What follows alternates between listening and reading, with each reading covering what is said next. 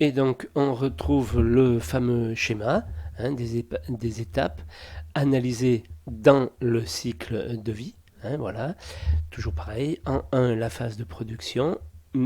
Pensez au transport. Hein. De toute façon, le transport, il en est toujours question entre chaque étape. Là, hein, voilà. Mais il est donc faut y penser aussi.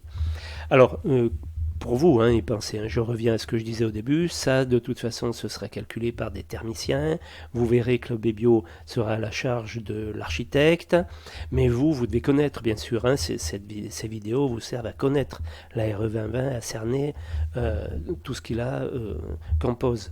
Voilà, donc le transport, bon, la phase de construction, la phase d'exploitation, enfin, bon, maintenant vous commencez à avoir un peu l'habitude de ce schéma d'analyse du cycle de vie. Voilà. Donc maintenant, en quatrième partie, on vous explique qu'il y a eu une expérimentation E plus C- qui a préparé à la RE 2020. Donc, les réglementations thermiques successives depuis 1974 et jusqu'à la RT 2012 n'ont imposé qu'une évaluation énergétique du bâtiment lors de la phase d'exploitation, pour limiter notamment les consommations énergétiques. L'expérimentation E plus C- a introduit une nouveauté par rapport à ce qu'exigeait la RT 2012, l'évaluation des émissions de gaz à effet de serre d'une opération de construction sur l'ensemble de son cycle de vie, afin de permettre la montée en compétence de l'ensemble des acteurs de la construction sur les enjeux climatiques et de préparer la réglementation environnementale des bâtiments neufs. La France a lancé en novembre 2016 l'expérimentation énergie positive réduction carbone, l'expérimentation E+, C-, copilotée par le Conseil supérieur de la construction, qui visait à tester à grande échelle des bâtiments plus performants que ce que prévoient les normes actuelles, à la fois en matière de bilan énergétique et d'émissions de gaz à effet de serre. Donc en novembre 2016 a été lancée l'étude, on va dire, et un an plus tard, la mise en pratique. Hein, voilà, on a commencé à la lancer, je dirais, dans les bureaux de maîtrise d'œuvre. Voilà.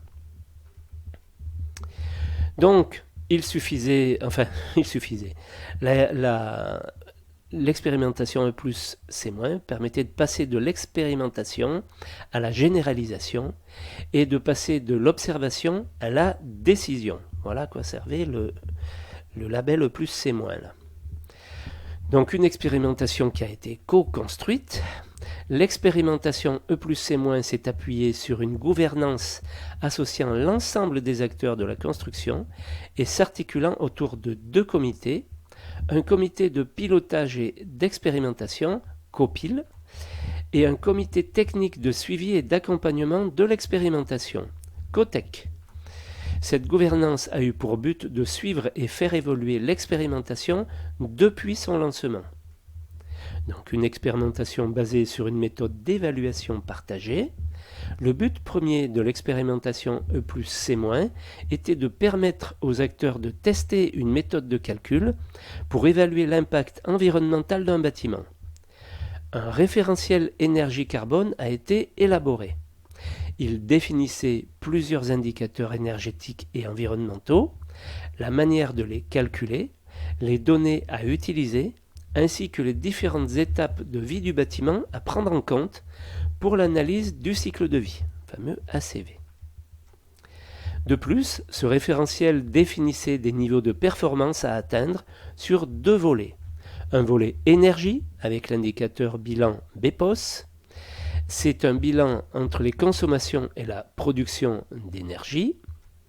Un volet carbone, avec deux indicateurs, EGES-PCE et EGES, relatifs aux émissions de gaz à effet de serre du bâtiment, le premier étant spécifique aux émissions liées aux produits de construction, le deuxième prenant en compte l'ensemble des émissions, produits de construction et exploitation du bâtiment.